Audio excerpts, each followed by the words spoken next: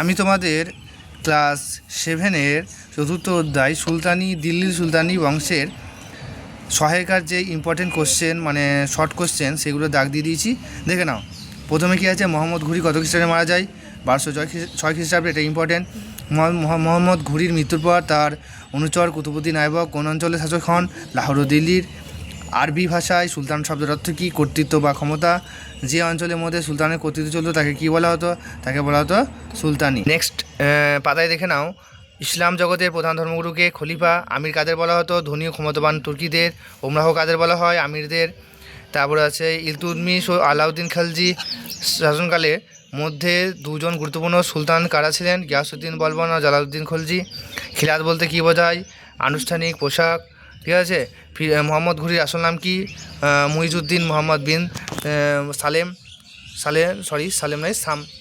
মুইজউদ্দিন। মোহাম্মদ ঘুরির আসল নাম হচ্ছে মুইজউদ্দিন মোহাম্মদ বিন সাম। তারপর যে জিয়াউদ্দিন বরনী কে ছিলেন? সুলতানি যুগের বিখ্যাত ঐতিহাসিক জিয়াউদ্দিন বরনী। তারপরে এখানে আছে যে মোহাম্মদ ঘুরি কোন অঞ্চলের শাসক ছিলেন? মোহাম্মদ ঘুরি মধ্য এশিয়ার ঘুর অঞ্চলের শাসক ছিলেন। কিতাব উর রেহলা কার লেখা? ইবন বতুতা, ঠিক আছে। এটা দাগ দিয়ে দেবে। ইবন বতুতা কিতাবুল রাহেলা, তিনি কার সময় এসেছিলেন? তিনি মোহাম্মদ বিন তুগলকের সময় এসেছিলেন, ঠিক আছে। ইবন বতুতা দিল্লির সুলতানি আমলে প্রথম দিকে মানে সুলতানের রাজত্বকালে ইবন বতুতা কার আমলে এসেছিলেন? মোহাম্মদ বিন তুগলকে। এটা কম্পিটিটিভ এক্সামে পড়ে, এটা খুবই ইম্পর্টেন্ট। দিল্লির কোন সুলতানকে পাগলা রাজা বলা হয়? মোহাম্মদ বিন তুগলককে বলা হয় পাগলা রাজা বা পাগল রাজা। তার বিভিন্ন পদ্ধতির জন্য, তার বিভিন্ন পন্থা অবলম্বন বা নীতি অবলম্বন করার জন্য তাকে পাগলা রাজা বলা হয়। সুলতান মোহাম্মদ বিন তুগলক কোথায় রাজধানী স্থানান্তর করেছিলেন? দেবগিরিতে। দিল্লি থেকে দেবগিরিতে নিজের রাজধানী স্থানান্তর করেছিলেন আমাদের মোহাম্মদ বিন তুগলক। ওকে, মোহাম্মদ বিন তুগলকের দ্বিতীয় রাজধানী দৌলতাবাদ বা দেবগিরি। মোহাম্মদ বিন তুগলক সোনার উপর বদলে কোন মুদ্রা চালু করেছিলেন? তামার, ইম্পর্টেন্ট বটে, তাম্র মুদ্রা। মোহাম্মদ বিন তুগলকের উত্তরসূরি কে ছিলেন? বীরসাহ তুগলক। তুগলকের কত দাস ছিল? প্রায় 1,80,000 দাস প্রথা প্রচলিত ছিল সুলতানি আমলে।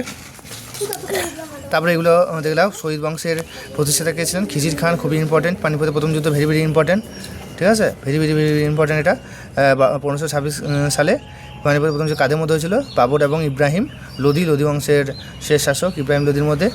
পানিপথের প্রথম যুদ্ধে কে জয়লাভ করেছিল? বাবর। কী কৌশল অবলম্বন করেছিল? রুমি কৌশল অবলম্বন করেছিল, ভেরি ভেরি ইম্পর্টেন্ট, ঠিক আছে। দিল্লির সুলতানি আমলে একটা স্বাধীন নবাব বা সুলতান কে ছিলেন? ইলতুৎমিশ। সিরি শহরকে তৈরি করেছিলেন? আলাউদ্দিন খলজি। আলিম কাদের বলা হতো? ইসলাম শাস্ত্রের পণ্ডিতদেরকে। উলেমা কাদের বলা হয়? একাধিক আলিমকে বলা হয় উলেমা। তারপরে সিজদা কথার অর্থ কী? সিজদা পাইবস, ভেরি ভেরি ইম্পর্টেন্ট। সিজদা হচ্ছে অষ্টাঙ্গিক প্রণাম এবং পাইবস হচ্ছে সম্রাটের পদযুগল চুম্বন করা। কার আমলে ছিল?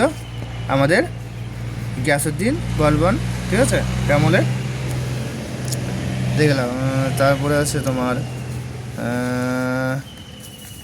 বাংলা শাসক ইলিয়াস শাহের রাজধানী পান্ডুয়া, ইম্পর্টেন্ট বটে। হোসেন শাহী বংশের প্রতিষ্ঠাতা কে ছিলেন? Alauddin Hossain Shah, very very important. তারপরে দেখো, হোসেন শাহের মৃত্যুর পর বাংলা নবাব কে ছিলেন? নসরত শাহ। নসরত শাহের মৃত্যুর পর কে বাংলা নবাব হয়েছিল? গিয়াসউদ্দিন মোহাম্মদ শাহ। সেরকম ইম্পর্টেন্ট নয়, তবু করে রাখবে। শের খান যখন বাংলা আক্রমণ করেন তখন বাংলার সুলতান কে ছিলেন? নসরত শাহ। এটা একটু ইম্পর্টেন্ট বটে, যদিও আসবে না, অতটা ইম্পর্টেন্ট নয় যদিও। তারপরে হচ্ছে কত খ্রিস্টাব্দে বাংলা স্বাধীন সুলতানি শাসন শেষ হয়? 1538 সালে। চৈতন্য ভাগবত, ভেরি ভেরি ইম্পর্টেন্ট, কার লেখা? বৃন্দাবন দাস। বিজয়নগর রাজ্যের প্রতিষ্ঠাতা, ভেরি ভেরি ইম্পর্টেন্ট, হরিহরের বুক্ক। কত খ্রিস্টাব্দে? এটা একটু দেখে নেবে, 1336। বিজয়নগর রাজ্যের সঙ্গম বংশের রাজা কে ছিলেন? দ্বিতীয় দেব রায়, ইম্পর্টেন্ট। তারপরে আছে এইগুলো শালুক, এগুলো বড় ক্লাসের, এগুলো তোমাদের আসবে না। আমুক্ত মাল্লাদ, এটা ইম্পর্টেন্ট। তেলুগু সাহিত্য কার আমলে? কৃষ্ণদেব রায়ের, ঠিক আছে, কৃষ্ণদেব রায়ের আমলে। দাক্ষিণাত্য বাহমনি রাজ্য কে প্রতিষ্ঠা করেন? হাসান গঙ্গু বা আলাউদ্দিন হাসান বাহমান সহ, ইম্পর্টেন্ট বটে। বাহমনি রাজ্যের রাজধানী কোথায় ছিল? গুলবর্গা। বাহমনি বংশের শ্রেষ্ঠ সুলতান ফিরোজ শাহ। এগুলো ইম্পর্টেন্ট নয়, যেগুলো আমি স্টার মার্কস দিলাম সেগুলো ভালো করে করবে। নিকোলো কোনটি? ইতালির পর্যটক, ইম্পর্টেন্ট। আব্দুর রাজ্জাক কোন দেশের পর্যটক? পারস্যের পর্যটক, ঠিক আছে। তারপরে আছে পেজ বা নুনিজ, এটা কোথাকার পর্যটক ছিলেন? পর্তুগালের, ভেরি ইম্পর্টেন্ট। যদি ভালো লাগে চ্যানেলটা সাবস্ক্রাইব করে নেবে এবং তোমার বন্ধুদেরকে শেয়ার করে দেবে। Bye bye.